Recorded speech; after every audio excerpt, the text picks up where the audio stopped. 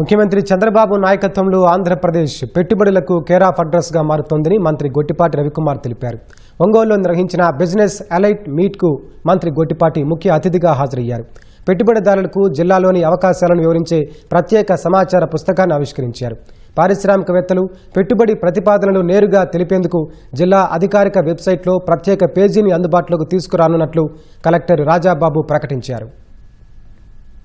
చుట్టుపక్కల హైవేస్ ఉన్నాయి, విశాలమైన ల్యాండ్ ఉంది, ఇక్కడ పోర్టు ఫెసిలిటీ ఉంది, అన్ని విధమైన అవకాశాలు ఉన్నాయి. ఇక్కడ ఎవరైతే వ్యాపారస్తులు ఇన్వెస్ట్ చేయడానికి ముందుకు వస్తారో వాళ్ళకి మేము అందరూ సహాయ సహకారాలు అందిస్తాం. ఎప్పుడు కూడా రెగ్యులర్గా ఇన్వెస్ట్మెంట్స్ రావాలనే దానికోసం ఈ ప్రభుత్వం కార్యాచరణ చేస్తుంది. దాంట్లో భాగంగా ఇప్పుడు మన ప్రకాశం జిల్లా ఉంది, కనిగిరి ప్రాంతం మార్కాపురంలో రిలయన్స్ గ్యాస్ బయోగ్యాస్ తీసుకొచ్చాం.